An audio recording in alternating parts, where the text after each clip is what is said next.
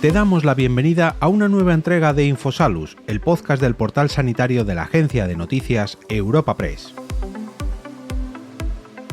En esta ocasión te ofrecemos un nuevo encuentro sociosanitario gracias al apoyo de Atris, Carburos Médica, Gilead, Medtronic, Sanitas y World Health Management con la ministra de Sanidad, Mónica García. Tras la exposición inicial de la ponente protagonista de esta cita, nuestra invitada charlará con la directora de Relaciones Institucionales de Europa Press, Candelas Martín de Caviedes, quien trasladará algunas cuestiones planteadas por los asistentes a esta cita. El evento ha sido inaugurado y presentado por el presidente ejecutivo de Europa Press, Asís Martín de Caviedes, a quien podemos escuchar a continuación. Ministra de Sanidad de España, ponente invitada de hoy, querida ministra, nuevamente me permite llamarte por tu nombre, querida Mónica.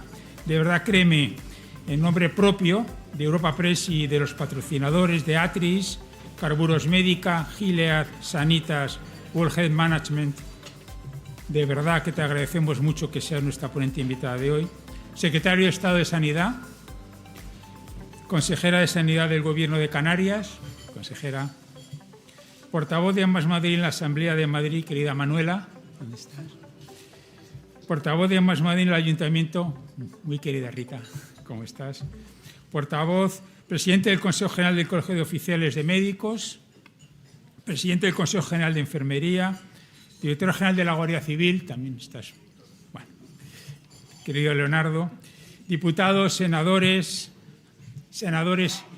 muchos diputados y también miembros de la Asamblea de Madrid, embajadores muy numerosos, no os puedo citar a todos, autoridades, queridas amigas y queridos amigos, y bienvenido a los desayunos sociosanitarios de Europa Press, que contamos con nuestra ministra. ¿Quién mejor para el sector que nuestra ministra? Que nuevamente vuelvo a agradecer mucho. Querida ministra, como dije al principio, voy a hacer una breve reseña curricular tuya. Inmediatamente te paso la palabra porque créeme que todos y todas aquí te vamos a escuchar con mucha atención. Mónica García Gómez es nacida en Madrid, es médica, licenciada por la Universidad Complutense de nuestra ciudad, con especialización en anestesiología. Inició su carrera profesional como anestesista en el Hospital 12 de Octubre. En el año 2012 se unió a la Asociación de Facultativos Especialistas de Madrid, la AFEM, asumiendo el cargo de portavoz de su junta directiva.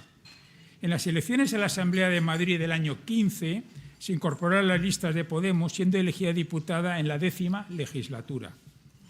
Diputada, afín a la corriente liderada por Íñigo Errejón, ya estamos en el año 2019, cuando se integró a la lista de Más Madrid, siendo cabeza de lista en las elecciones anticipadas de la comunidad que se celebraron, como sabemos, en mayo de 2021. Repitió como candidata de Más Madrid a las autonómicas de mayo del 23, siendo su formación el segundo partido más votado, lo que la convirtió en el líder de la oposición de la actual 13ª legislatura. Claro que, como todos conocemos, el presidente Pedro Sánchez la nombró ministra de Sanidad el pasado mes de noviembre, que es el cargo que ocupa en la actualidad. Nuevamente, querida ministra, de verdad, muchas gracias. Ocúpate la tribuna. Muchas gracias. Uy.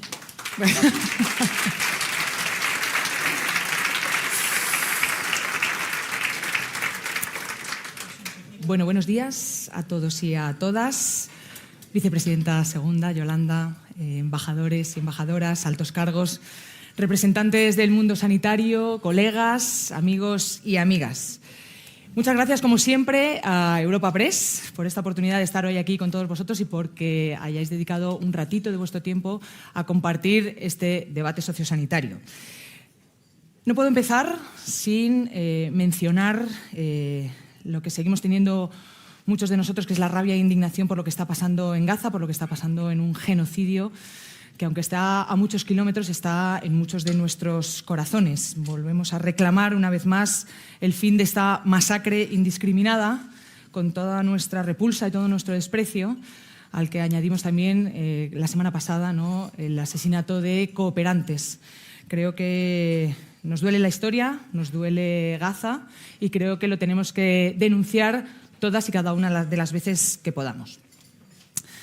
Empiezo con el desayuno de hoy, con el desayuno informativo, que coincide con que ayer fue el Día Mundial de la Salud, una conmemoración que se celebró ayer y que creo que tenemos que poner en valor porque al final son muchos años conmemorando la salud como ese valor que nos vertebra y que, bueno, pues que al final es la que nos empuja a estar, entre otras cosas, donde estamos hoy. Yo quería empezar un poco con un enfoque un poquito filosófico, ¿no? No tanto el qué somos, sino el qué hace que seamos vulnerables, ¿no?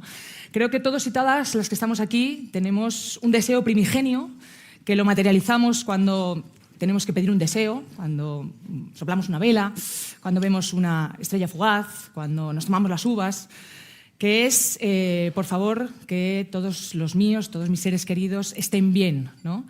Creo que es un deseo que se materializa también cuando se nos hiela un poquito el alma, cuando recibimos una llamada y nos dicen es usted la mujer de, es usted el marido de, es usted la madre de, es usted el hijo de... Y se te hiela durante unos instantes el alma y dices, por favor, que no nos pase nada, ¿no? Ese deseo primigenio creo que es el que como sociedad hemos materializado y hemos decidido abordar de manera colectiva y de manera social, ¿no? Y que lo hemos materializado en algo tan maravilloso como es nuestro Sistema Nacional de Salud, como es nuestra sanidad pública. Creo que todos podemos caer en el infortunio de que nosotros o uno de nuestros seres queridos pueda tener una enfermedad, pero ese infortunio tiene que ser de alguna manera recogido por toda la sociedad y ese infortunio tiene que ser tratado, cuidado y acompañado por toda la sociedad y para eso es para lo que está nuestra sanidad pública. Creo que nos tenemos que hacer cargo entre todos de ese sentimiento que tenemos cuando vemos una estrella fugaz. Nuestro Sistema Nacional de Salud es nuestro seguro a todo riesgo, nuestro mejor seguro a todo riesgo. Es el primer, el segundo, el tercer, el cuarto, el quinto piso de ese ascensor social y es el mejor redistribuidor, no solamente de salud, sino redistribuidor de justicia social. Y por eso creo que tenemos que mimarlo y cuidarlo como se merece. La mayoría de las personas priorizamos la salud de nuestros seres queridos y la pandemia nos enseñó que todos somos vulnerables, que la pandemia de alguna manera socializó la vulnerabilidad y que nos obliga a entender la salud no solamente como un resultado personal, individual, sino como el resultado de la interacción entre toda la sociedad, entre todos los individuos y también, como no, con el medio ambiente y como todo aquello que nos rodea. Por eso, en ese contexto, el Ministerio de Sanidad asume la inmensa responsabilidad de atender y cumplir con estas expectativas, porque no es el azar o la casualidad, ni siquiera es nuestra cuenta corriente la que es capaz de proteger nuestra salud. Es ese modelo social que nos hemos dotado, que pone en el centro la salud de las personas y alrededor de la cual vertebramos un estado de bienestar y por eso creo que hay que cuidarlo como el tesoro que tenemos y que llevamos teniendo desde hace mucho tiempo. Así que conmemorar el Día Mundial de la Salud es también conmemorar nuestro sistema sanitario, es también conmemorar el trabajo de nuestros profesionales que velan por nuestra salud y que nos hacen hoy, ayer y siempre sentirnos orgullosos. Es también agradecer a todos los trabajadores públicos, los del Ministerio de Sanidad, un Ministerio de Sanidad que nos hemos encontrado con unos grandísimos profesionales, con una grandísima vocación de servicio público que se esfuerzan cada día por mejorar nuestra salud más allá del sistema sanitario. También es un día para conmemorar nuestro modelo social, insisto, un modelo social que está arraigado en una serie de valores y principios que hacen que podamos velar por la salud de todos y todas. Aún así, no obstante, bueno, pues creo que estos valores, estos principios, de vez en cuando, y ahora lo estamos viendo en las últimas semanas, se ven embarrados, se ven manchados, ¿no?, por noticias que nos hacen sentir gran bochorno y cómo en lugar de conmemorar, proteger y cuidar nuestra salud, ha habido quienes han mercadeado y quienes han querido sacar tajada impune de ella.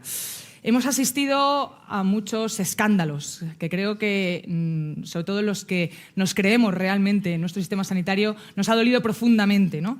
Hemos asistido no a una puerta giratoria, hemos asistido a una parasitación giratoria y creo que estamos en disposición de decir que este ministerio va a luchar y va a pelear porque cada euro y cada esfuerzo de cada español por mantener y proteger la salud de los ciudadanos se va a destinar solo y únicamente a eso.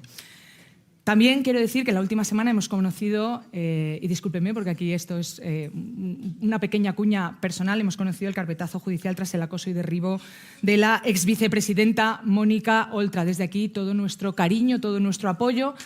Creo que se merece que como sociedad aprendamos y reflexionemos de qué es lo que ha pasado. Una servidora pública, una persona cuya vocación política no era otra que mejorar la vida de la gente y que además tuvo una lucha incansable contra la corrupción sanitaria y contra la privatización obscena. Así que desde aquí todo nuestro cariño. El Sistema Nacional de Salud, en su papel de garante de la salud de los españoles y españolas, tiene la obligación de intervenir en todos estos casos que nos abochornan a todos y cada uno de nosotros, de fiscalizarlos y de prevenirlos de forma efectiva. Mientras algunos velan por el negocio, nosotros vamos a velar siempre, siempre, siempre y vamos a poner siempre en el centro la salud. A tal efecto, les informo que el Ministerio de Sanidad del Gobierno de España está trabajando en dos líneas principales. La primera, estamos avanzando rápidamente en el desarrollo de un observatorio contra el fraude y la corrupción sanitaria, en línea con muchos países de nuestro entorno que ya saben que el sistema sanitario tiene sus connotaciones especiales en lo que a fraude y corrupción se refiere. En este sentido, el observatorio va a realizar, entre otras cosas, 3 tareas que son fundamentales. Primero, va a elaborar un manual de prácticas de no hacer, como hacemos también en la práctica clínica. Siguiendo esta senda de la ruta del no hacer de la práctica clínica, vamos a elaborar esa guía de prácticas de no hacer en la contratación sanitaria. Si dentro de la medicina tenemos un lema que se llama ante todo no hagas daño, primum non nocere, ese ante todo no hagas daño también queremos materializarlo en el caso de los contratos, cerrar la puerta a esos contratos y a esas prácticas, malas prácticas alrededor de la contratación pública que lo que hacen es detraer esos recursos que son tan necesarios para cuidar a nuestros pacientes.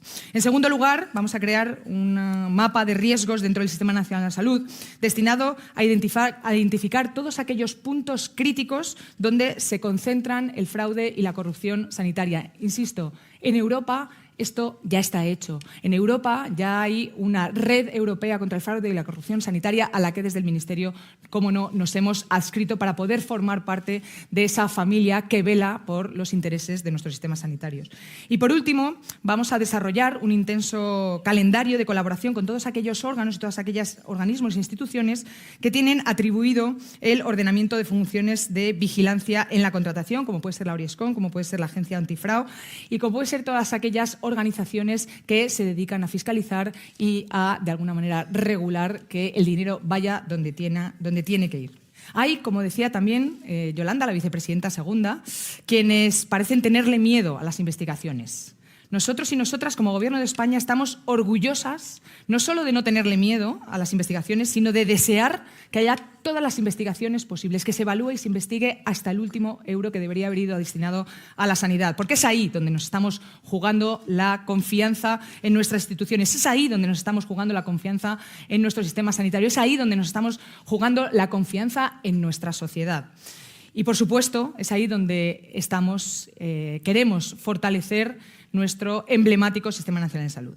En paralelo, y como otra línea de trabajo, les anuncio que esta misma semana también vamos a dar los primeros pasos normativos de la Ley de Gestión Pública del Sistema Nacional de Salud. Y a mí se me viene una imagen a la cabeza. Cuando nosotros nos vamos de casa, cuando estamos en casa y queremos, de alguna manera, proteger lo nuestro, lo más valioso, damos 2 vueltas de llave. Ponemos un cerrojo, ¿sí o no? Pues eso es lo que queremos hacer con nuestro Sistema Nacional de Salud. Poner un cerrojo, poner pie en pared en uno de los ámbitos más susceptibles de las malas prácticas en la gestión sanitaria, ya que su objetivo es consagrar la supremacía de la gestión pública en nuestro Sistema Nacional de Salud. Queremos sacar el ánimo de lucro. Antes discutíamos qué es ánimo de lucro. Una cosa es el ánimo de lucro y otra cosa, una cosa es el negocio y otra cosa es el ánimo de lucro obsceno. Otra cosa es el ansia mercantil y otra cosa es el empeño especulador con, insisto, el valor más profundo, más primigenio que tenemos, que es ver esa estrella fugaz y decir, por favor, que no le pase nada a ninguno de mis seres queridos. Sabemos que aquí hay 2 terrenos donde nos movemos. Uno es, y voy a volverlo a aclarar por enésima vez, por si acaso hay algún tipo de duda, Por un lado, tenemos a la sanidad privada, bien, fenomenal, solo le pedimos a la sanidad privada que lo haga bien, que trate bien a sus pacientes, etcétera, etcétera.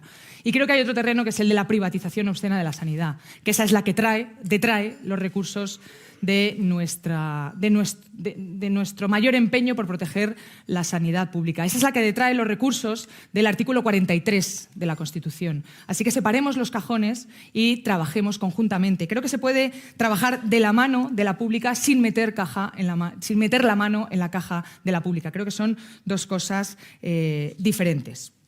Hoy me gustaría... Perdón. que había por detrás de la página.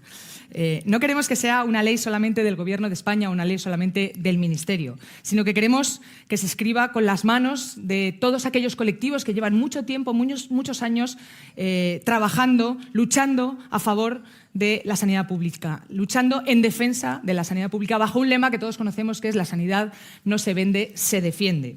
Estos son los compromisos del Gobierno de España, un trabajo concreto, palpable, que es trasladable al día a día de nuestras organizaciones sanitarias y que va a velar por la integridad del pilar más importante de nuestro estado de bienestar, que es nuestro Sistema Nacional de Salud. Porque recordemos que todos estos escándalos que nos avergüenzan y que nos abochornan tienen una traducción, no tienen una traducción inmediata, pero todo esto tiene una traducción en un paciente diabético al que no se le ha hecho una prevención. Todo esto tiene una traducción en un cáncer de colon al que no se le ha hecho un buen screening. Todo esto tiene una traducción en un paciente que lleva esperando 8 meses de lista de espera. Todo esto tiene una traducción en gente que está de baja porque no puede tener acceso a nuestra joya de la corona. Todos aquellos escándalos y titulares que nos abochornan de gente que está metiendo la mano en la caja de nuestra sanidad pública, al final lo que está haciendo es meter la mano en la salud de nuestros ciudadanos y ciudadanas. Y por eso, desde este ministerio vamos a ser absolutamente implacables. Me vais a permitir una pequeña metáfora. Cuanto más rápido va el Maserati pagado con dinero de nuestra sanidad, más lenta va nuestra lista de espera para la operación de una catarata o de una rodilla. Y esto, lo siento mucho, pero esto es imperdonable. Hoy me gustaría también aprovechar la oportunidad para hablarles en profundidad sobre el Plan Integral contra el Tabaquismo que entró en vigor el pasado viernes.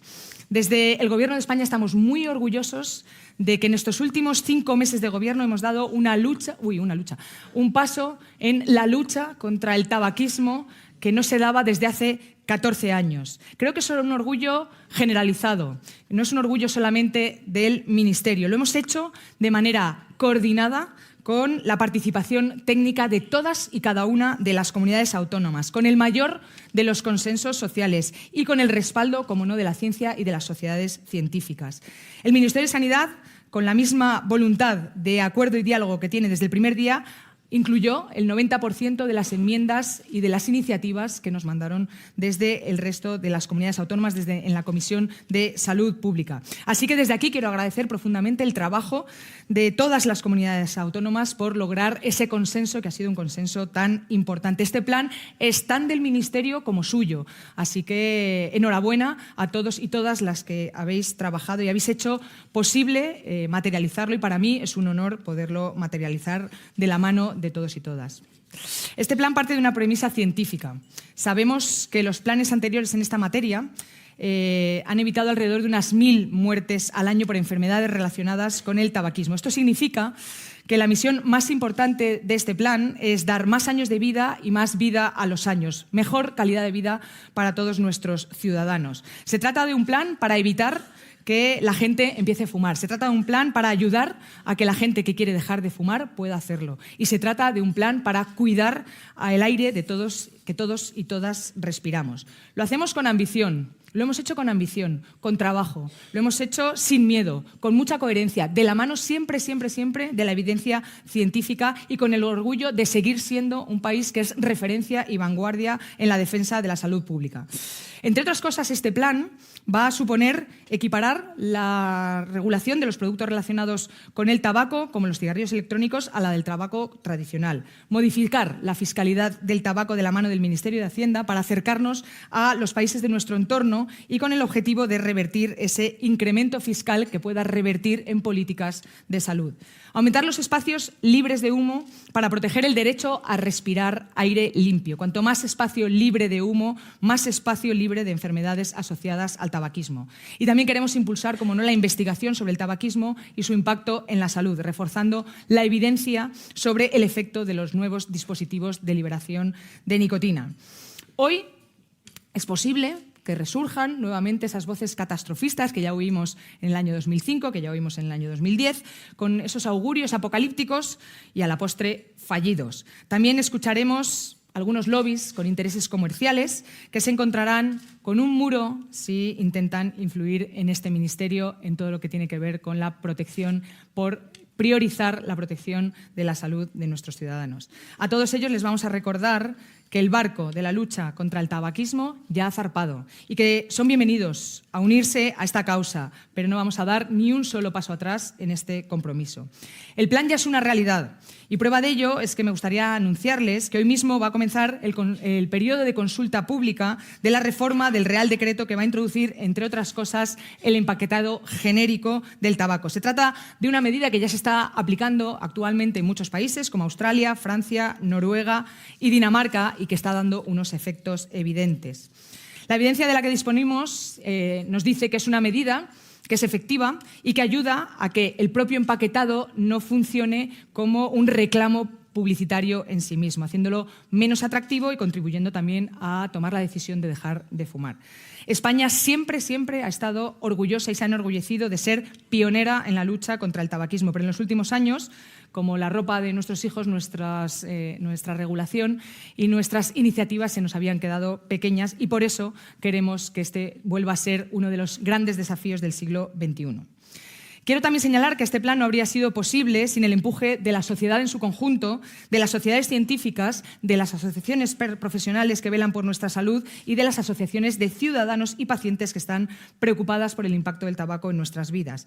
Ellas nos han traído hasta aquí y esperamos seguir caminando a su lado para la mejora de la salud de la población. Y este logro, que es motivo de orgullo nacional, es fruto del compromiso, como no, del Gobierno de España con la salud pública. Y permítame antes que termine con una reflexión. Vivimos en tiempos en los que se habla mucho de polarización, de crispación, que esto llena los telediarios, que se presenta en una especie de marco en el que todos son iguales, no todos somos iguales, ya lo anuncio como un spoiler, en los que todos nos tiramos los trastos a la cabeza, en una acusación de y tú más, sin llegar a ningún acuerdo. Esto es rotundamente falso. Y la mejor prueba empírica es este plan contra el tabaquismo, que ha nacido con el consenso inequívoco de la sociedad civil, de las comunidades autónomas de todos los colores y del Gobierno de España.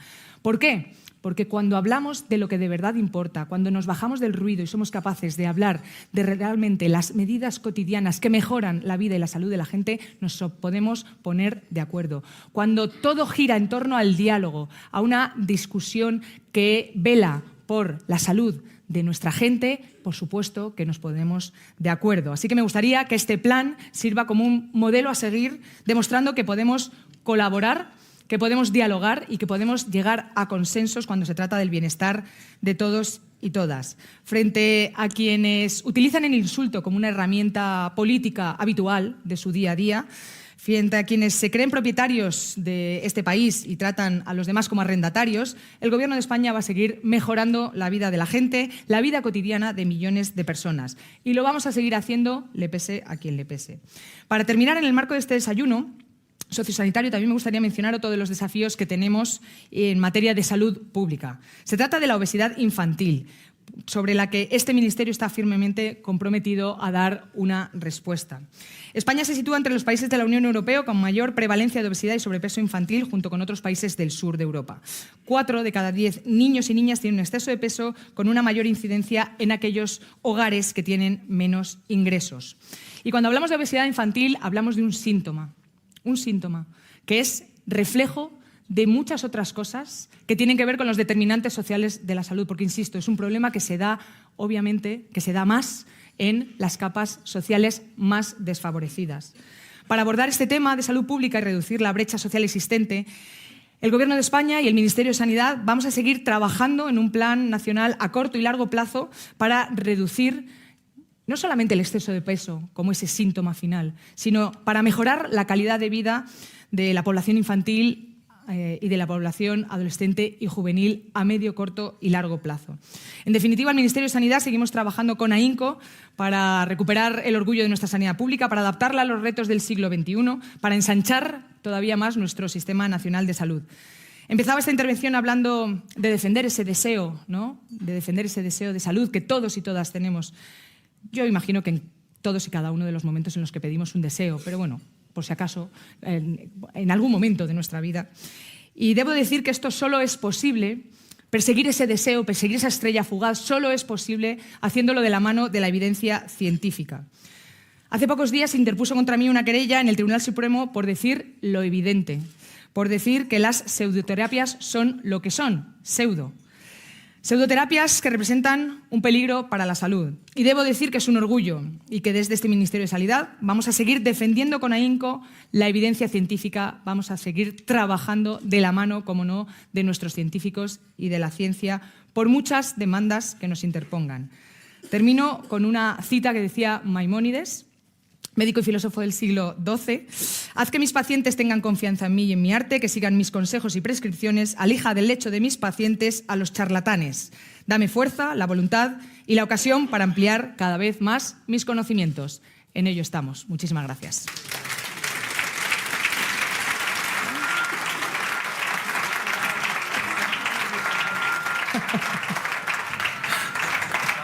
Muchas gracias, ministra, por estar hoy aquí en esta tribuna.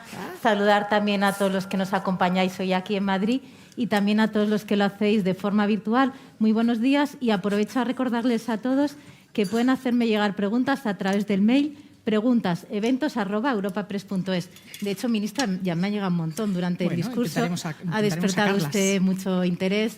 Me gustaría hablar mucho de los desafíos que tiene este Sistema Nacional de Salud. En el día, como usted bien ha dicho, posterior al Día Mundial de la Salud, hablaremos de listas de espera, de los problemas de atención primaria, salud mental y también muchas de las otras cuestiones que usted ha mencionado. Pero me tengo que hacer referencia a ese barro que ha comentado usted, a ese observatorio, a esa fiscalización. Yo no sé si usted espera algo de estas comisiones para la investigación de los casos de las mascarillas, qué más se puede hacer desde ese observatorio. Coméntenos un poco. Bueno, pues nosotros lo venimos diciendo desde hace tiempo. Esto no se dirime en un y tú más. Esto se dirime en un nunca más. Nunca más el uso fraudulento y obsceno del dinero de nuestra sanidad para intereses espurios, para pisos de lujo, Maseratis, etcétera, etcétera. Perdón. Nunca más. ¿Qué esperamos de estas comisiones de investigación? Primero, que no se utilicen de manera partidista. Esto no son comisiones de investigación para o por o en beneficio de un partido político. Esto son comisiones de investigación para el beneficio y la información de los ciudadanos y ciudadanas. Y ahí es donde tenemos que poner toda la luz, todo el foco. Y, como decía la vicepresidenta segunda, Yolanda, nosotros no tenemos miedo. Nosotros no tenemos ningún problema en que se investigue todo, a todos y cada uno de los sinvergüenzas que han metido mano en un momento tan delicado como fue la pandemia. Y aquí quiero, claro, porque parece, como los titulares son tan obscenos, tan gruesos, parece como que hay, esto es de alguna manera la tónica, y no. Durante la pandemia, el 99% de la sociedad se volcó con la salud de los vecinos. El 99% de la sociedad salía a los balcones a aplaudir a nuestro sistema sanitario, a nuestros servidores públicos, fuerzas y cuerpos de seguridad del Estado, a todo el mundo. Eso fue la reacción de una sociedad empática que se da cuenta a través de la vulnerabilidad de que vivimos en sociedad, ¿vale? Salieron algunos enseguida, ¿no?, con una cacerola a intentar que el ruido de la cacerola empañara el ruido de los aplausos, ¿no? Pero creo que el 99% de la población fuimos capaces de aprender que esa vulnerabilidad depende de que o estamos todos sanos, nuestra salud depende de la salud de todos y que nuestra sociedad empieza en nuestro vecino.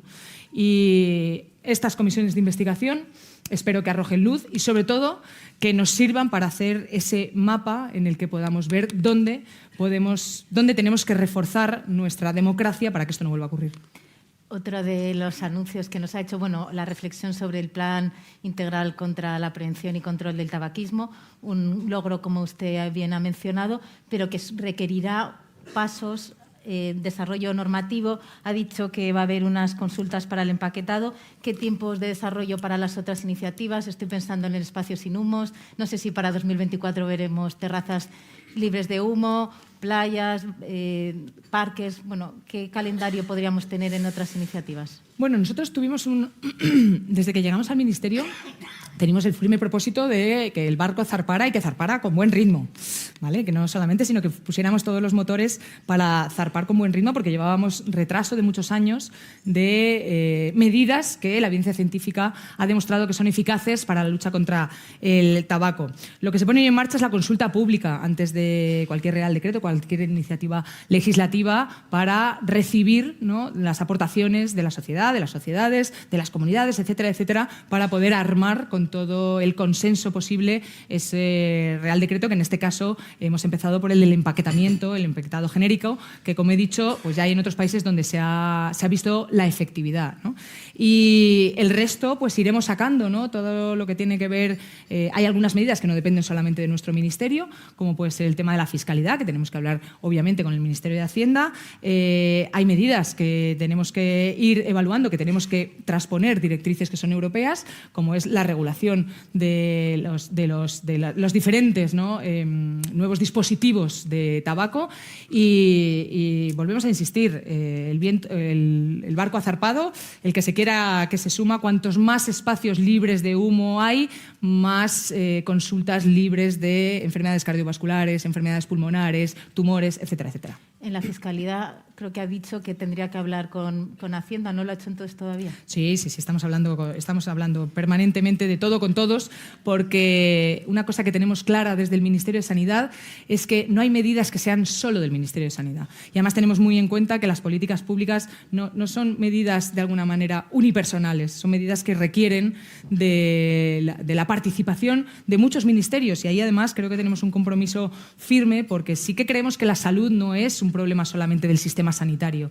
Nosotros hablamos mucho de los determinantes sociales de la salud. Igual de importante es el artículo 43 de la Constitución, que el artículo 47 de la vivienda, que los artículos de fiscalidad y de economía, ¿no?, el 31, 129 y 131, que muchas veces menciona Yolanda, de la redistribución de la riqueza, que muchas veces, que hablamos de que la salud depende de dónde vivimos, de cuál es si tenemos un trabajo digno y de si tenemos un cuidado por nuestro planeta y por nuestro medio ambiente, ¿no? No hay gente sana en un planeta enfermo. Entonces, todas las políticas, y eso es una cosa de la que también creo que estamos orgullosos, las hacemos en consonancia y en diálogo con el resto de ministerios, como no podía ser de otra manera. Otro tema, ministra, de cierta actualidad es el cannabis. Como sabe, en Alemania el pasado lunes se regularizó, se permitió su consumo recreativo. Desde su ministerio se ha comenzado la regulación de su consumo para temas medicinales. ¿Es usted partidario de ampliar ese uso a términos más recreativos o a regular los clubs de cannabis? Bueno, ahora mismo no, es exceder la parte del cannabis medicinal, que también, por cierto, era uno de los informes y era una de las iniciativas que llevaba un tiempo en un cajón y que creo que nos estaban demandando ya las sociedades científicas y la evidencia científica que lo sacáramos. A mí me compete hablar de la parte medicinal y del cannabis medicinal, y por eso creo que también hemos hecho un esfuerzo por introducirlo dentro de, no solamente del debate público, que creo que es un debate que ya estaba bastante resuelto, lo que es en la parte de la sociedad, en la parte social, que el cannabis medicinal es una herramienta terapéutica más que tenemos para paliar una serie de síntomas, el dolor, náuseas, etcétera, etcétera, ¿no? O sea, que quiero decir que tiene un amplio espectro terapéutico, y desde nuestro ministerio hablamos de lo que tiene que ver con nuestras competencias, que tiene que ver con la introducción y el desarrollo del cannabis medicinal. Otro tema también muy de actualidad. Como sabe, el sábado el primer ministro francés anunció la medida de poder multar en 5 euros a aquellos pacientes que no se presenten en una consulta y que no hayan avisado con 24 horas de antelación de su no presentación. No sé qué le parece esta medida. ¿Tendría sentido en España como una forma de tener más responsabilidad, una mejor gestión de los recursos? Bueno, yo creo que este tipo de medidas de cobrar a los pacientes cuando vayan a urgencias, cobrar a los pacientes cuando no vayan a una consulta, yo no pondría el foco ahí, la verdad. Creo que lo que tenemos que hacer es efectivamente un poquito de pedagogía de lo que significa una cita médica, de lo difícil que es ahora mismo, a día de hoy, tener una cita médica, el valor que eso tiene, ¿no? Un profesional que tiene todos los conocimientos para resolverte tus problemas de salud esperando, y tú estás desperdiciando de alguna manera ese acceso a esa varita mágica, ¿no? Que es no solamente el profesional, sino el conocimiento que reúne de ese profesional, que es un conocimiento trasladado de muchos años, de mucho esfuerzo, de mucha gente, ¿no? Entonces, bueno, yo creo que tenemos que hacer efectivamente más pedagogía, facilitar también las maneras. Tenemos una Secretaría General de Digitalización de la Salud que estamos trabajando intensamente para que la tecnología nos ayude, ¿no? a citar, a descitar, a anular, a acudir, a tener otro modelo también, ¿no? De acceso a nuestra sanidad pública, pero yo no acabo de confiar mucho en los modelos, ¿no? impositivos de si no vas te castigo, ¿no? Yo creo que podemos aunar un consenso de una de las maneras que tienes de cuidar tu sistema sanitario es acudir a tu cita o avisar que no vas a acudir, porque tú vas a ser también la persona que cuando lo necesites esa cita, ¿no? Entonces, bueno, esa empatía de hoy eres el que no vas, pero mañana eres el que lo necesitas y no tienes cita, pues bueno, yo creo que a partir de ahí, a partir de esa pedagogía, creo que vamos a avanzar muchísimo más. En todo caso, detrás de ese anuncio que hizo el primer ministro francés hay una preocupación por la atención primaria, como lo hay también aquí en este país, sin duda. Por esta tribuna han pasado muchos consejeros de comunidades autónomas y siempre es la cuestión clave y central. En eso se avanza, se ha hecho el Consejo Interterritorial monográfico, también el pasado viernes se anunció la Comisión de Atención Primaria y tengo también varias preguntas del público en torno a esto. Preguntan en qué se va a avanzar, si han pensado elaborar algún procedimiento para garantizar una adecuada financiación y por aquí irían un poco los siguientes pasos que prevén hacer. Y también aprovecho a preguntarle que cómo de avanzados están los trabajos de revisión de los criterios de acreditación de las plazas de formación sanitaria especializada. Voy.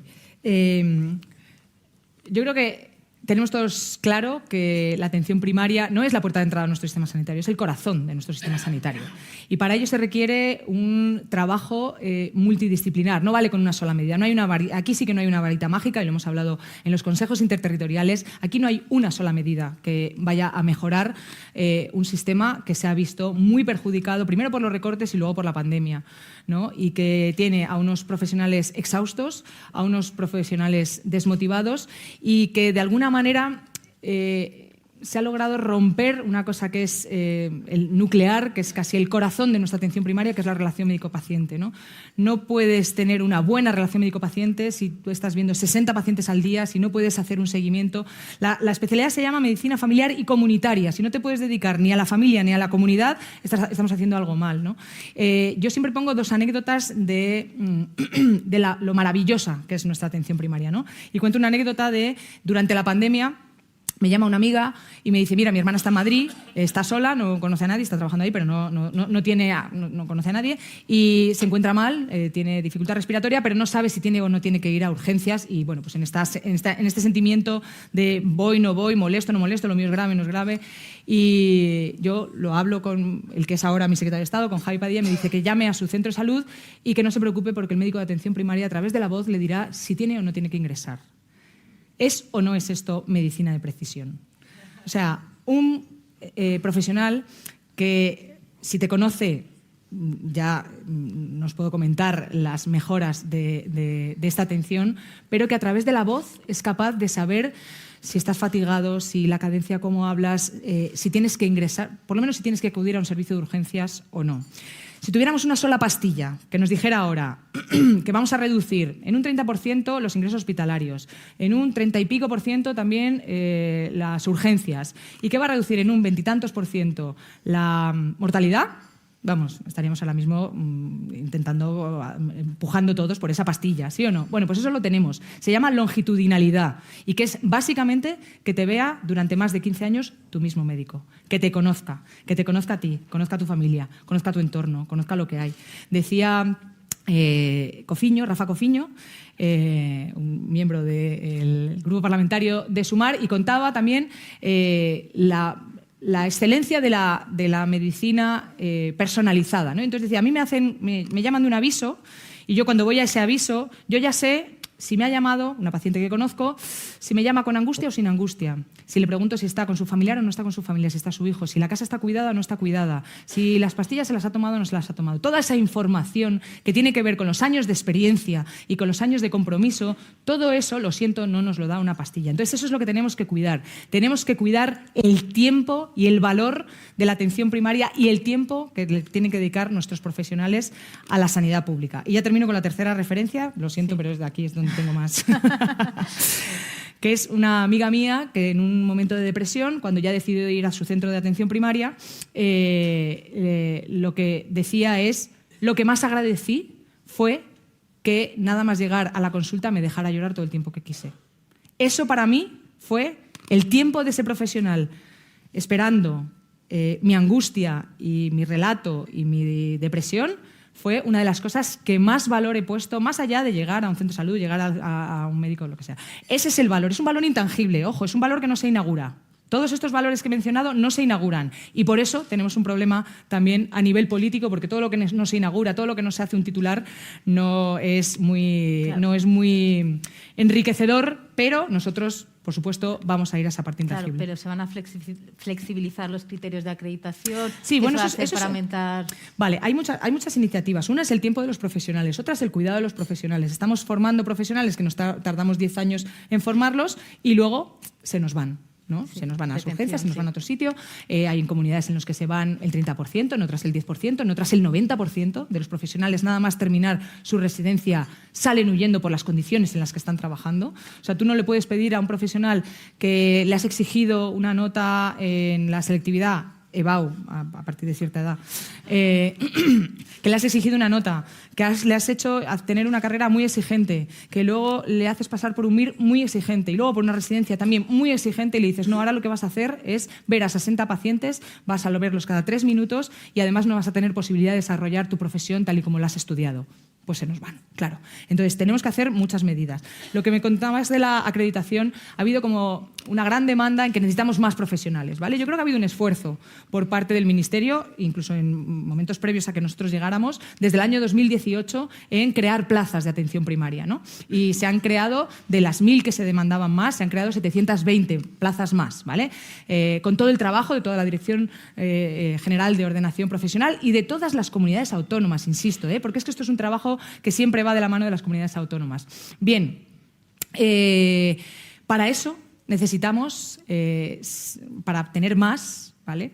Necesitamos la acreditación. Y aquí el Ministerio lo único que hace es receptor de las plazas que puedan acreditar los consejeros y las consejeras. Y aquí lo que hemos hecho ha sido tender la mano para decir, nosotros vamos a dar todas las facilidades para que se puedan acreditar todas las plazas posibles, siempre preservando la calidad, porque estamos formando un médico o una médica y esa formación necesita una calidad, unos recursos, unas rotaciones, etcétera, etcétera. Para acreditar esa plaza necesitamos que eso esté garantizado. No se puede acreditar. Nosotros ahora mismo no podríamos acreditar 1.000 plazas porque el sistema tiene que estar preparado para recibir a todos esos residentes y para que todos esos residentes tengan una formación de calidad. Así que hemos iniciado esos trabajos. Desde el Ministerio hemos puesto todos nuestros recursos para que podamos facilitar, pero son las comunidades las que tienen que acreditarlas y luego tenemos que ofertarlas. Y luego, después de ese trayecto, lo que tenemos que hacer es todo el esfuerzo para que esos profesionales se nos queden en una especialidad tan bonita como es la medicina familiar y comunitaria.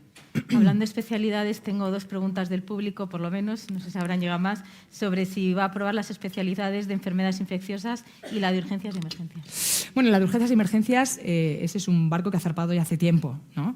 Y que ya ha pasado por el Consejo Interterritorial, por el decreto, por el Consejo de Ministros, etcétera, etcétera, ¿no? Y ahora, bueno, pues falta hacer el programa de formación y dejar a la comisión que trabaje para que se haga realidad. Luego hay una serie de especialidades que están pendientes, ¿no? Como puede ser infecciosas, genética, laboratorio también es un laboratorio que aunaba 2 especialidades que prácticamente tenían el mismo programa formativo, también es una realidad, pero sí que yo creo que tenemos que pararnos y ver todo el mapa, utilizar todas las herramientas que tenemos a nuestra disposición, que no solamente son las especialidades, sino que son también las áreas de capacitación y los diplomas acreditativos, para que tanto la especialización como la subespecialización, que ya es una realidad desde hace muchísimo tiempo, pues pueda tener nombre, pueda tener formación y pueda tener de alguna manera trayectoria profesional, ¿no? Entonces yo creo que este es un trabajo que sí que hemos iniciado, en el cual vamos a ver qué es lo que queremos que sea nuestro sistema sanitario en un futuro en lo que a especialidades, áreas de capacitación y diplomas de acreditación se refiere. Ha hablado, ministra, también de mejorar la condición de los profesionales y quería preguntarle sobre las guardias, que tengo también una pregunta aquí de Marina Ortusa, del diario Clarín de Argentina. Dice, al comienzo de su gestión usted postuló el fin de las guardias de 24 horas. ¿En qué quedó esta reforma? Pregunta si, lógicamente, implica la contratación de más personal. Y yo quiero añadir si ese coste lo asumen las comunidades autónomas, si va a haber algún tipo de ayuda presupuestaria, con fondos de cohesión o con alguna partida presupuestaria finalista. Bueno, pues empiezo un poco por el final. El coste de las guardias de 24 horas es un coste que pagan los profesionales y los pacientes. Está más que demostrado que un profesional trabajando 24 horas no rinde igual, no es capaz tampoco de dar una buena atención médica y, siempre lo decimos, nadie quiere ser el paciente al que atienden en la hora 23. Esto es así. Entonces ahora vamos a trabajar en ello, ¿no? Me encantaría, como decía la corresponsal, que yo lo postulo y ya se cambia, pero no funciona así. Yo lo postulo, que no lo postulo yo, es una cosa que lleva encima de la mesa, es un debate que lleva mucho tiempo, no es algo que se me haya ocurrido a mí de la noche a la mañana, teniendo en cuenta que tengo muchas guardias encima y muchas noches en quirófano encima, ¿verdad, Tomás? Así que yo tengo muchas horas de guardia en las espaldas y hablo desde el conocimiento de lo que supone la merma de la calidad asistencial cuando te afecta el tabaco. Uy, al tabaco, perdón. Madre mía, qué obsesión. Cuando te afecta al trabajo. Y ya no quiero decir en periodos en los que nuestro sistema sanitario, ya sin que pase pandemia, sin que pase nada, nuestro sistema sanitario se tensiona muchísimo, que es los periodos vacacionales, ¿no? En los que hay compañeros y compañeras que hacen 5, 8, 10 y 12 guardias al mes. Y bueno, es una cosa que queremos abordar en concreto desde el Estatuto Marco. Queremos reformar el Estatuto Marco, que se ha quedado obsoleto no solo porque venga del año 2003, sino porque es que hay párrafos del Estatuto Marco que son preconstitucionales. Son preconstitucionales. Entonces estamos haciendo un trabajo, vamos a hacer un trabajo con trabajo para actualizar la Biblia de nuestras jornadas laborales, actualizarlas al siglo XXI y actualizarlas en muchas ocasiones a un mínimo estatuto de los trabajadores que, bueno, pues que dé respuesta a que no haya profesionales que de verdad a día de hoy están trabajando 60 horas a la semana, de las cuales la mitad de esas 60 horas no les consta, no les computa como hora trabajada. Esto, yo lo siento mucho, pero es una aberración. Entonces, regulémoslo. Esto no va a pasar de hoy a mañana, porque efectivamente tenemos un sistema sanitario que está desde la época preconstitucional basado en un trabajo de 24 horas. Hay que verlo. En Suecia, por ejemplo, tienen menos médicos por habitantes que nosotros y no tienen guardias de 24 horas. Yo tengo un compañero que está trabajando ahí y le dije, oye, ¿cómo lo estáis haciendo? Y dice, no, aquí como mucho se trabajan 15 horas y entonces aquí lo que tenemos que hacer es un esfuerzo doble, no solamente de lugares donde haya que replantearse las plantillas, que también tenemos que ver cómo cómo capacitamos a los diferentes profesionales para que hagan los diferentes trabajos, ¿no? Y para ver que la hora de guardia o la hora de trabajo es una hora que tiene un valor especial, pero no solamente tiene un valor especial para el paciente y para el sistema, también para el profesional. Entonces, que la hora de 2 a 3 de la mañana no te compute como hora trabajada, yo que he estado muchas horas, muchos días, de 2 a 3 de la mañana en un quirófano, no os podéis imaginar lo que duele eso. Me imagino, de todas maneras, supone un replanteamiento, cuando además ya para cerrar un poco este melón de la asistencia está el tema de las listas de espera. Compromiso del presidente de Gobierno, Pedro Sánchez, reducirlas, compromiso también de su ministerio. Se ha creado también, el viernes se habló de crear, ¿no?, un grupo de trabajo para reducir estas listas de espera. ¿También nos puede adelantar algo concreto que se vaya a avanzar en este grupo? ¿Teme algún conflicto con competencias de comunidades autónomas aquí? ¿Se barajan sanciones en el caso de incumplimiento de estos plazos? ¿Qué se va a avanzar para reducir estas listas de espera?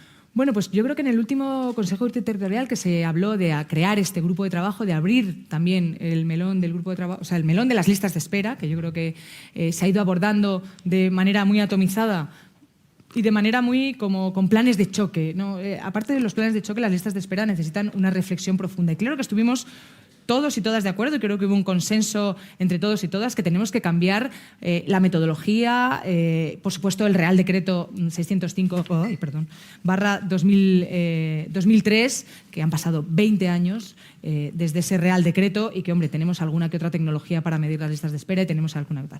Y tenemos que sacarlo del foco de la competición. Esto no es una competición de si una comunidad tiene más o menos listas de espera. No, esto no va de esto. Tenemos que ponerlo en el foco de la gestión, de la buena gestión. Y tiene que ver con cambiar ese Real Decreto, cambiar la manera que medimos las listas de espera, porque no es lo mismo esperar X tiempo para que te operen una variz o un juanete que para que te operen pues, una hernia de disco o algo que sea invalidante, incapacitante o que pueda empeorar tu estado de salud, ¿no? No es lo mismo una vesícula, una colecistitis que la operes en un tiempo prudencial o que eso derive en una pancreatitis. Quiero decir, tenemos que ser conscientes de que hay que volver a evaluar todas las prioridades, saber que en nuestro Sistema Nacional de Salud, con todos los problemas que tenemos en listas de espera, por ejemplo, la parte oncológica, la parte de los tumores, tiene una vía preferente, pero no lo estamos midiendo, tampoco sabemos cuánto estamos esperando, pero nosotros sabemos, los que trabajamos dentro y la gente de las consejerías y del Ministerio, sabemos que de alguna manera se buscan vías preferentes al margen de la lista de espera oficial, ¿no? O la que se publica cada 6 meses, pero tenemos que saber cuánto se tarda en ir al psiquiatra, en salud mental, no sabemos, al psicólogo, cuánto se tarda, cuánto hay entre una consulta primaria y una primera y una sucesiva. ¿Cuánto se tarda en una unidad del dolor? En mi hospital, 1 año. No tiene ningún sentido. 1 año para que te vean en la unidad del dolor es un oxímoron, quiero decir, no tiene ningún sentido. Entonces queremos saber, y a partir de ahí, esto es un básico en clínica. Si no tienes la analítica, si no tienes el diagnóstico, es imposible hacer un tratamiento. Entonces, lo que hemos quedado en las comunidades autónomas es hacer primero un diagnóstico. ¿Qué está pasando? Sacándolo del foco de la competición y viendo a ver cómo podemos darle transparencia y trazabilidad. ¿Cuánto esperas? No desde que te ponen en lista de espera, sino desde que tú has tenido una dolencia, has ido a tu médico de atención primaria, te ha derivado al especialista, te ha hecho una prueba diagnóstica, has vuelto al especialista y te ha puesto una lista de espera, ¿no? Entonces, todo esto no lo sabemos. Es como si me enseñan una analítica de un paciente y me tapan la mitad y solo me ponen el título, ¿no? Pues tenemos que destapar y ver a ver cuál es el tratamiento que le tenemos que dar a todo el tema de las listas de espera, y creo que en eso hubo un consenso generalizado de empezar a trabajar y de empezar a cambiar la legislación y la regulación vigente. ¿Se ha puesto plazo para ello? No, porque bueno, cuanto antes mejor, ¿no? Pero bueno, vamos trabajando, hemos creado el grupo de trabajo. Fue una de las cosas que yo creo que salió del Consejo Interterritorial, que nosotros íbamos con una idea de grupo de trabajo y las comunidades nos convencieron, nos convencimos todos mutuamente de que era mejor otro enfoque de ese grupo de trabajo, y ese grupo de trabajo se va a crear entre las comunidades, el Ministerio y los expertos, ¿no? Que de alguna manera nos den las mejores recetas para poder gestionar mejor nuestra lista de espera. Un poco relacionado está la cuestión de la autobaja médica de 3 días. La última vez que habló esta medida dijo que estaba en estrechas vías de colaboración, tanto con el Ministerio de Trabajo como con el Ministerio de Seguridad Social. ¿Cómo van esas conversaciones? Hemos tenido aquí a la ministra, también con la ministra de Seguridad Social. ¿Y qué respondería a aquellos que dicen que esto daría lugar a mayor absentismo laboral? Bueno, yo respondería que no lo llamemos autobaja, llamémoslo autojustificación, ¿vale? Y sigamos un poquito cuál es el trámite, ¿vale? Tú te pones malo, pasas una noche mala, tienes una gastroenteritis, tienes cualquier dolencia, una migraña, y lo primero que haces es llamar a tu centro de trabajo, no puedo ir a trabajar. Y a partir de ahí luego vas a tu médico de atención primaria y le dices, dame un justificante de que no he ido a trabajar. Estamos hablando de una justificación de los 3 primeros días. Eso ya ocurre a día de hoy. Podemos no verlo, pero eso está ocurriendo, porque es lo normal, porque lo primero que haces cuando te levantas por la mañana y no puedes ir a trabajar es llamar para decir no puedo ir a trabajar, ¿no? O voy a acompañar a un familiar mío. Cuando acompañas a un familiar a una operación, el justificante de que has estado en esa operación te lo da la secretaria del servicio, ¿vale? Eso es una justificación. Separémoslo de lo que son las bajas. Las bajas son un acto médico. Una baja es un tratamiento que se le da, aparte de lo que puedas recetar, y además, en mi receta, yo te digo que no puedes ir a trabajar. La baja es un acto médico, la justificación no es un acto médico, es un acto administrativo. Libremos a nuestros profesionales de los actos administrativos y burocráticos y dejémosles que hagan todo el trabajo que tiene el valor, que sean actos médicos. Usted ha hablado en su intervención de la Ley de Gestión Pública del Sistema Nacional de Salud, que blinde la gestión pública, ha hablado de cerrojo, y en este sentido tengo una pregunta, que a ver si encuentro entre... Aquí está. Así me da tiempo a apuntar. Sí. Dice, nos lo pregunta José María López Alemani, dice, como ha explicado, el Plan Anual Normativo 24 recoge que el Gobierno impulsará la Ley de Gestión Pública con la que se quiere blindar la gestión del Sistema Nacional de Salud. Si cree que con la conformación del actual Parlamento será posible aprobarla en esta legislatura. Pues vamos a intentarlo. Sí. Nosotros ponemos todos los barcos a zarpar y luego esperemos que todos lleguen a buen público. Yo creo que, insisto, yo creo que tenemos que proteger lo más valioso que tenemos. Y no significa que no se pueda colaborar, ¿eh? No significa. Significa que lo que no se puede permitir es un uso obsceno de nuestro dinero, de nuestros impuestos, de nuestro sistema sanitario, que vaya a la cuenta de resultados de empresas extranjeras que lo que hacen es un uso obsceno de nuestra sanidad. Insisto, no tiene nada que ver ni con colaborar, ni con conveniar, ni con nada, ¿no? Pero de asegurar que nuestro dinero va a ese paciente diabético, va a ese paciente con un cáncer de colon, va a ese paciente al que le has podido prevenir un posible infarto o a aquel que le has tratado en tiempo y forma un infarto. Creo que tenemos que asegurar porque, insisto, nosotros a lo más sagrado que tenemos, ¿no? A nuestras joyas, a lo mejor que tenemos, que seguramente sea nuestro hogar, ¿no? Nuestra vida, nuestra casa, cuando lo queremos proteger le ponemos 2 cerrojazos. Bueno, pues aquí queremos también poner 2 cerrojazos. Vale. Cuando dice privatización obscena, un modelo más equilibrado, ¿está pensando en algún modelo de alguna comunidad autónoma? Sí, pues estoy pensando en muchos modelos de muchas... hay algunas que han sabido preservar su sistema nacional de salud, ¿no? Bueno, yo valora otros, me refiero a cómo valora otros modelos de colaboración público-privada. Es que hay una cosa que es la colaboración público-privada, y insisto mucho en esto. La colaboración público-privada es un win-win, ¿vale? Donde las reglas de juego son win-win, ¿vale? Y luego hay una cosa que se llama parasitación público-privada, que es win-lost, en el que pierde la sanidad pública, ¿vale? Y esto es lo que yo creo que no nos podemos permitir como sociedad, y lo hemos visto además durante la pandemia. No me refiero yo, se refieren los titulares ahora mismo, ¿no? Ahora mismo tenemos en el centro del huracán de uno de los escándalos, ¿no? Que está ahora en el centro del debate político, tenemos a un grupo que ha hecho un triángulo amoroso entre una presidenta de una comunidad, su pareja y un grupo que es el Grupo Quirón. Bueno, pues que cada uno saque sus propias conclusiones, ¿no? Pero si hay una presidenta que cuadriplica el presupuesto a un grupo, ese grupo le cuadriplica un presupuesto a la pareja de una presidenta y esa presidenta se beneficia de eso, hombre, pues yo creo que esto lo tenemos que atajar como sociedad, no solamente como Ministerio de Sanidad, es que no nos lo podemos permitir, ¿no? Y yo creo que, bueno, pues básicamente es poner luz y taquígrafos. Ya hubo un anteproyecto de ley de la Cámara de Cuentas que decía que había algunos procedimientos que nos salían 3 o 4 veces más caros. Anteproyecto de la Cámara de Cuentas. Bueno, pues es que no nos lo podemos permitir. Los procedimientos tienen su coste y tienen tal. Y dentro de lo que es la colaboración público-privada en un win-win, en unas reglas de juego transparentes para todos, creo que se puede jugar. Si no, yo creo que no es que es un juego en el que perdemos todos. Un poco en referencia, ya que ha mencionado la Comunidad de Madrid, desde allí se le ha acusado a su ministerio de castigarle en la elección de los centros de referencia del cáncer y han anunciado que trasladarán la cuestión a la Unión Europea. Es que es la Unión Europea. ¿Ya este tema? Sí, porque obviamente tiene que ver más con una de dos, o con no entender realmente lo que ha ocurrido, que ya lo hemos explicado muchas veces, y que esto viene de Europa, esto viene del Europe for Health, que es una iniciativa europea que lo que dice es que hay unas joint actions que se llevan a cabo en cada país y se nombra a, en este caso fue el Instituto Catalán de Oncología, para tener una serie de centros de referencia a los cuales luego se van a añadir todos aquellos centros que tengan algo que estén haciendo tratamiento y seguimiento del cáncer, ¿no? Entonces se nombran 10, ¿vale? Que van a ser los centros de alguna manera receptores y los centros piloto de esa iniciativa.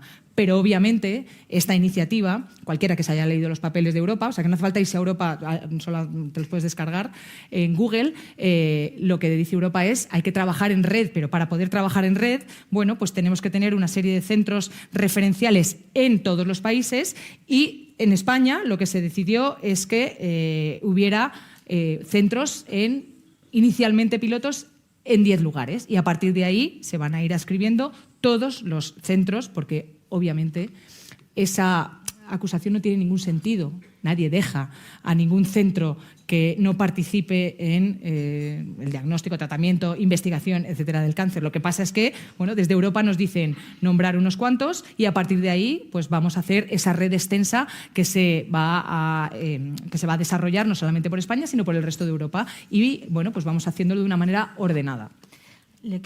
Vamos muy justas de tiempo, pero antes de pasar a temas más de política nacional, no quiero dejarme algunas cuestiones que ha avanzado en su discurso, como es la obesidad infantil, que es la primera vez desde su discurso que saca el tema, creo, y ha anunciado un plan nacional a corto y largo plazo. ¿Nos puede adelantar algunas medidas concretas para luchar contra esta obesidad? Bueno, estamos trabajando, es una iniciativa que también, insisto, es multisectorial, multifactorial, que estamos trabajando con otros ministerios, que queremos trabajar, como no, con el Ministerio de Infancia y Juventud, y que tenemos que trabajar también con el Ministerio de Derechos Sociales, y que, bueno, pues una de las iniciativas, por ejemplo, que tenemos encima de la mesa, tiene que ver con detectar aquellos lugares, aquellos coles, ¿no?, en lugares más desfavorecidos, que donde los niños y niñas son más vulnerables, y hacer intervenciones del tipo de abrir los patios, ¿vale?, para que los chavales y chavalas puedan tener unas extraescolares en las que puedan no solamente hacer deporte, hacer actividades culturales, actividades de ocio, con añadido también a pues docencia en alimentación saludable, etcétera, etcétera. Yo hablaba antes de que la obesidad es el síntoma, ¿vale?, pero no vamos a atajar de alguna manera solamente, ¿no?, el sobrepeso, ¿no? Ese es el síntoma del que debajo caen o cuelgan todos los determinantes sociales de la salud, ¿vale? Y por eso a mí me gusta también hablar más del bienestar y la calidad de vida de los niños y niñas. Y tiene que ver con esas intervenciones que no solamente van a actuar en una medida tan concreta, ¿no?, como es el peso, sino que va a actuar con el bienestar físico y bienestar mental, ¿no? Y entonces a ese nivel, pues bueno, pues estamos haciendo de alguna manera todo el proyecto, todo el plan, para que ya hay proyectos pilotos y ya hay organizaciones y asociaciones que ya lo están haciendo de manera particular, y lo que queremos es hacer nuevamente una red para poner en marcha y desarrollar y ensanchar las acciones de nuestro Sistema Nacional de Salud. Ha sido usted muy dura también con las pseudoterapias. ¿Está pendiente todavía que el plan de pseudoterapias? ¿Hay alguna fecha prevista? ¿Hay 10 informes pendientes? ¿Nos puede adelantar alguna fecha? Sí, hay informes pendientes que tenemos también con el Ministerio de Ciencia, y yo vuelvo a insistir, nosotros somos un hueso duro de roer en lo que a pseudoterapia se refiere, y bueno, ponemos la evidencia científica por delante y como faro de nuestras acciones legislativas y de nuestras acciones iniciativas dentro del Ministerio de Sanidad. Bueno, ministra, veníamos comentando que ha abierto usted todos los cajones y se ha sacado todos los temas, ¿no? No sé si son demasiados temas para ir avanzando en una legislatura, si cree que podrá, y cuáles serán seguro los que saldrán adelante. Son un montón. Bueno, no sé si queda algo nomás. Es que yo creo que estaremos de acuerdo en que hay muchas cosas por hacer. Tenemos muchas cosas que están pendientes, algunas de ellas que están pendientes desde hace mucho tiempo. Entonces, nosotros no solamente venimos al corto plazo, venimos a, de alguna manera, abrir todos los cajones del largo plazo. El largo plazo en política, como decía antes, es complejo, porque tú abres de alguna manera iniciativas a largo plazo que sabes a ciencia cierta, bueno, pues que no te van a ser atribuidas a ti, y que, bueno, pues que va a ser un beneficio a largo plazo del que vamos a disfrutar todos y todas, ¿no? Pero queremos abrir efectivamente todos los cajones y todos los melones, porque hay muchas cosas que tenemos que mejorar, hay muchas cosas que están pendientes desde hace 20 años, hay muchas cosas que están pendientes de hace, o sea, la Ley General de Sanidad es de 1986, y bueno, pues muchas mucha de nuestra legislación y muchas de nuestro modelo como modelo sanitario han pasado 20, 30, 40 años, ¿no? Entonces, yo creo que sí que llevamos mucho tiempo hablando de que hay que cambiar muchas cosas. Bueno, pues es el momento de cambiarlas. ¿Cuánto tardemos en ello? Pues ya depende de muchos actores que tienen que también apoyarnos, ¿no? Entre esos muchos actores están sin duda las comunidades autónomas. Usted ha hablado de pactos urgentes y necesarios con las comunidades autónomas.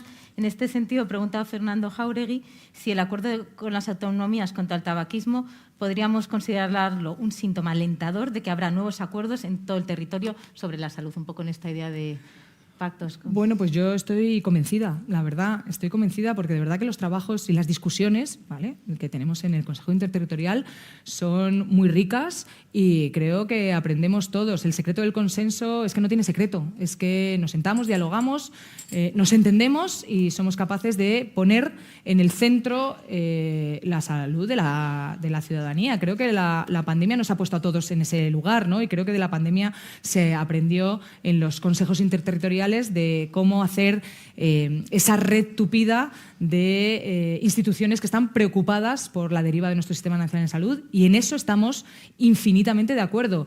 Luego ya pues cada uno hace su papel, ¿no?, por llamarlo de alguna manera, pero cuando hablamos de lo concreto, cuando hablamos de la salud, cuando hablamos de que el tabaco es el causante del 30% de los cánceres y que hay más de 16 cánceres que tienen su origen en el tabaco, pues es que no hay lugar a dudas. Luego podemos hablar de la letra pequeña, podemos hablar un poco de las formas o de lo que sea, pero estamos de acuerdo. Entonces, yo lo que me he encontrado es un consejo interterritorial que cuando hablamos de las cosas concretas y ponemos nuestras preocupaciones y nuestros diagnósticos en común, somos capaces de sacar consensos que creo que además la ciudadanía lo agradece. Para esto está la política. Esto es, para mí, lo más maravilloso que tiene la política. Y luego está el ruido, y luego está la crispación y todo eso. Pero cuando somos capaces de hablar de lo cotidiano, de lo que de verdad importa, somos capaces de estar orgullosos los unos de los otros, incluso teniendo diferentes colores políticos. Ya me ha dado usted pie, ministra, para estos últimos 5 minutos aprovecharlos en hablar de política. Le quería preguntar cómo ve su grupo, cómo ve Más Madrid desde que usted ha dejado la Asamblea. ¿Tiene el foco que tenían sus cara a cara con Ayuso? Pues lo veo maravillosamente bien, lo veo rebosante de salud, de fuerza, de energía. Ahora, ya que me has dado pie tú a mí, yo ahora voy a ser... Tengo orgullo de sanidad pública, pero tengo un pedazo de orgullo de grupo parlamentario y de grupo municipal y de organización política, que creo que somos una organización política que realmente tenemos una vocación y un compromiso que no nos cabe en el pecho, y con una gente maravillosa que se puede traducir en las intervenciones, ¿no?, que son intervenciones rigurosas. Siempre trabajamos desde el rigor, siempre trabajamos desde el trabajo codo a codo con los vecinos y vecinas, con el pico y la pala, de ir barrio a barrio, de ir municipio a municipio, centro de salud a centro de salud, residencia de mayores a residencia de mayores. Este es el trabajo que creo que conecta a la gente con la política, que reconcilia a la gente con la política, ¿no? El trabajo minucioso de Castor, ¿no?, que nos dijeron una vez, ese Castor que va poniendo ramitas, ese Castor que va... Es que es un ejemplo que pongo mucho, entonces los que lo han oído mucho pues ya no.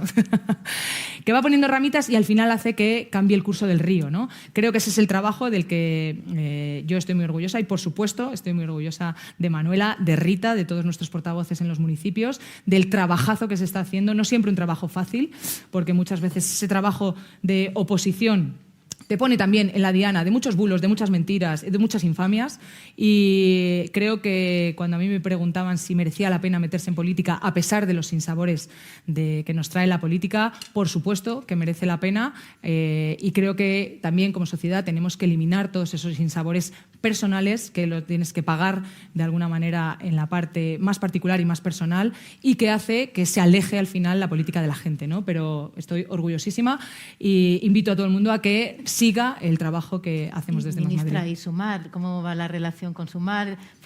Tuvieron un acuerdo bilateral hace poco. ¿Vamos a ver a alguien en las listas europeas de Más Madrid?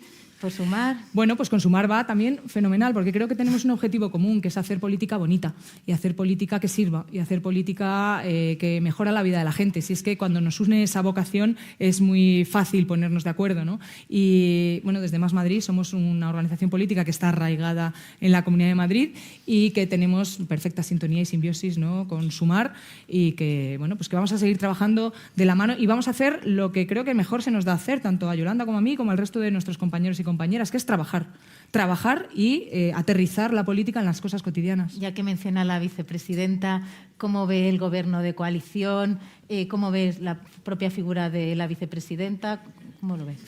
Bueno, pues yo lo veo bien, lo veo que tenemos una salud para mucho tiempo en lo que es el gobierno de coalición y insisto, más allá del ruido, más allá de el politiqueo, ¿vale? La política funciona y el trabajo funciona. Y yo creo que todos y cada uno de nosotros estamos centrados en medidas que calan, que llegan, que son palpables, que no son humo, que no son abstractas, sino que son concretas. Y creo que ese es el mejor aval que nos da luego los ciudadanos, ¿no? Que luego eso se traduce en, bueno, pues poco a poco en ir mejorando un poquito todos esos aspectos de la vida que te hacen acostarte preocupado o levantarte con esperanza, ¿no? Y a ese respecto vamos a seguir. Este barco también ha zarpado, el barco de esta legislatura y de este gobierno también ha zarpado y más allá vamos a intentar no chocar con muchos icebergs, pero vamos a seguir trabajando y trabajando con la voluntad y el compromiso de mejorar la vida de la gente. Bueno, ministra, yo me temo que ya sí que esa era la última pregunta. Se nos ha quedado muchos temas en el tintero, no podría ser de otra manera, son muchos los asuntos que están abordando, pero darle las gracias por estar hoy aquí en esta tribuna y muchas gracias también a todos los asistentes y a los virtuales y hasta la próxima. Muchas gracias. Despedimos esta entrega de Infosalus, el portal sanitario de la agencia de noticias Europa Press, invitando a todos nuestros oyentes a descubrir el resto de episodios de este programa, así como los distintos podcasts de nuestra red a través de europapress.es/podcast. Recuerda que puedes encontrar todos ellos en las principales plataformas de podcasting.